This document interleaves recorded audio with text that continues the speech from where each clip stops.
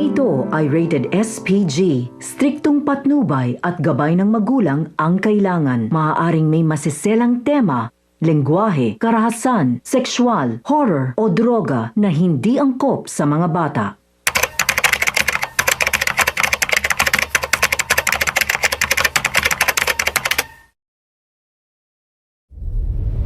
Merong isang lalaki, mabait, pogi at masikap na nag-aaral sa isang universidad sa Maynila. Ang pangalan niya ay Reynold.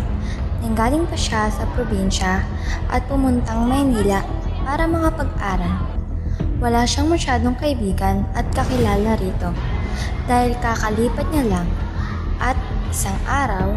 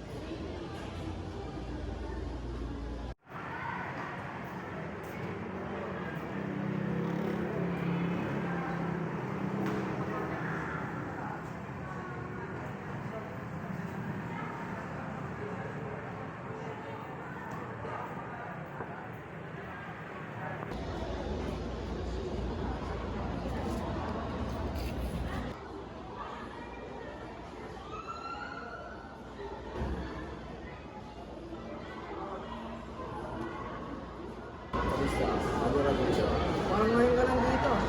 Ayoko sa yung kaso namin kanina. May plastic ko pala. Pati mo sinabi. Ako nga pala si Mark. Ako nga si Alex. Akas din. Oo, kilala na kita nung pagkalitin ka kanina eh. Ako nga pala si Reynald. Rayford. Ang ginagawa mo. Nag-aaral. Di ba't malapot ng exam? Marami kong pinapagawa kasi hindi ko budget. Uy, good student pala ito. Sama mo naman kami dyan. Turuan mo kami. Hindi na sila yung ganang patalino. Ikaw lang. Ayos mo naman. Ikaw rin kayo. Hindi ka ba talaga sasabasahan ko? Mamaya na ako magsusunod pa. Nga pala nakita ko pa si Jero. Kanina pa namin din nakikita eh. Ay, ganun ba? Sige, hindi na kami.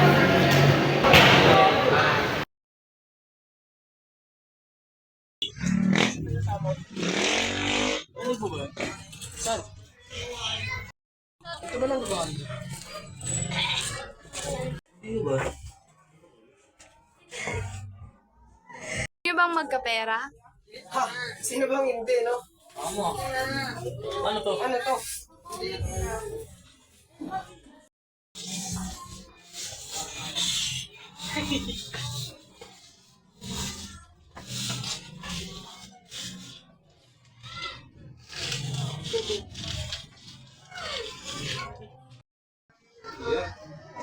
Ano to?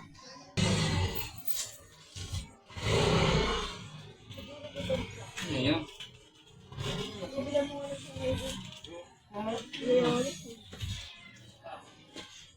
Bakit lasa? Ano to ba? Medyo mapawat na masarap.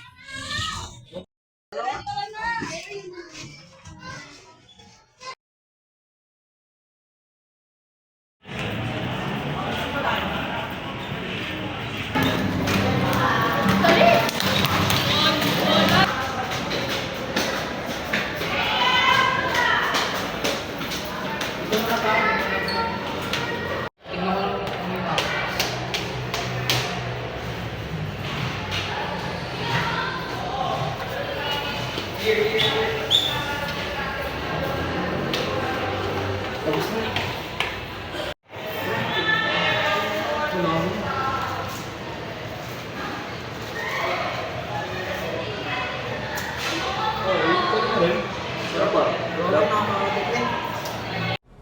patuloy na nilang ginawa ang mga bagay na hindi naman dapat.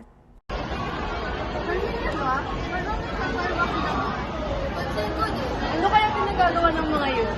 Uy, government ng dalan, tapos na break time.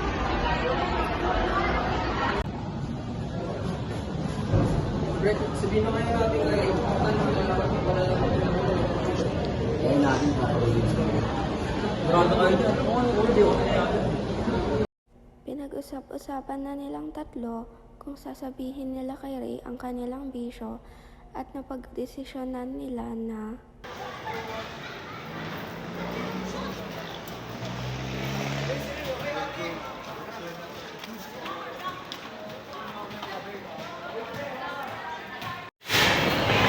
Basta ka na. Bakit ka namin nakabantin ha? Bumaba kaya kasi di ko namin sinasama. Alam mo na parang hindi ka magtampo sumama ka sa akin. Yun! sumama at pinagkatiwalaan ni Ray sina JM at Alex hanggang sa Hindi na parang sinilag. Tara na. Saan ba? Nasaan na ba tayo? Saan niyo ako dadalhin? Wala, malapit na tayo. Ano to? Gusto namin. Alam ko, pero ito. Ano to? Hindi ka ba nakakatingin yan? Hindi yung alak tinutukoy ko. Eto, drugs ba to? Ano na kasi, tingnan mo, hindi ka masisisi. Ayoko. Ito tinapon. Kalma, Ray. Anong kalma? Ito ginagawa nyo? Ay, sa school ginagawa nyo to? Tapos ito mo. Wow!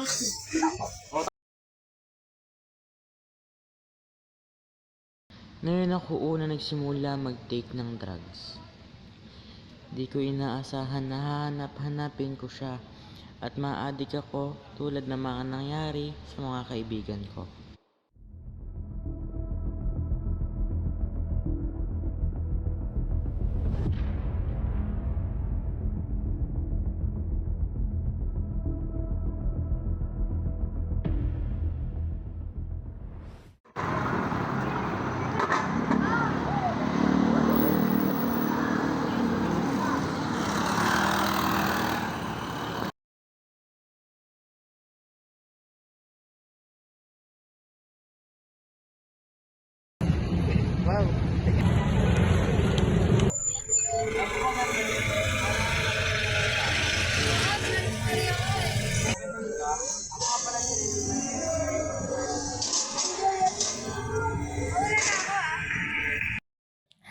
At simula noon, nilayuan niya na ang mga tao hindi naman makabubuti para sa kanya.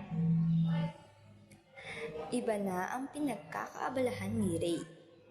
Nag-aral siya ng mabuti para makita niya uli si Julia. Kasi naniniwala siya na makikita niya uli ito. Dahil itong nagpabago, nagpatino, at tumulong sa kanya upang magkaroon siya ng bago at maayos na buhay. Good morning, class. I'm Sir Renal Martinez, your math teacher for this whole school year. Good morning, Mr. Martinez. Sorry, I'm late. at nakita niyang muli si Julia, ang junior high student na nakabanggaan niya nung siya ay senior high. Naging estudyante niya si Julia at doon na nagtatapos ang kanilang kwento.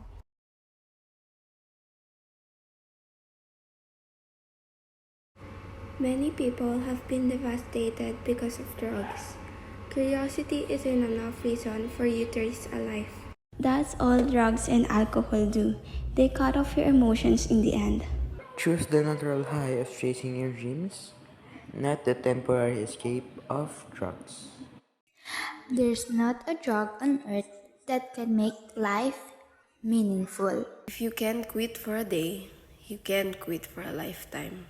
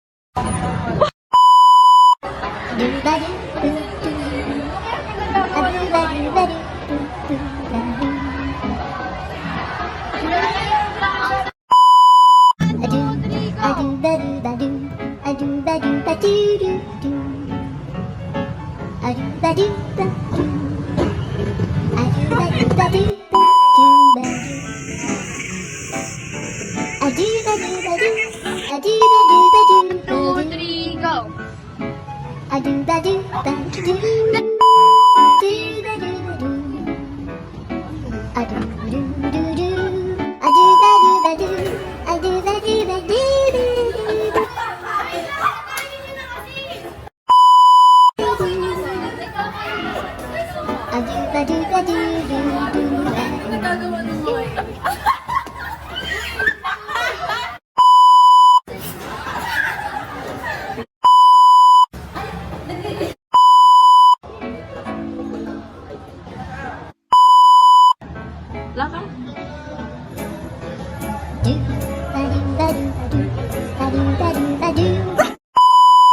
Go!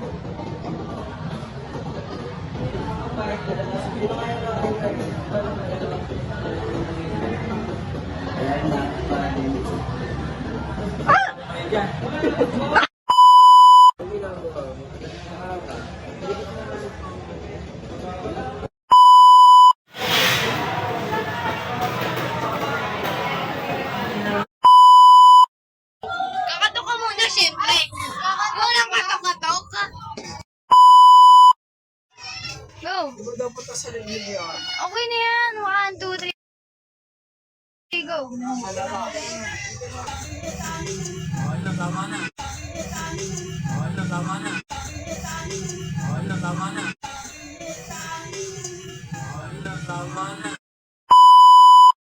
Oh, ayan, ayan.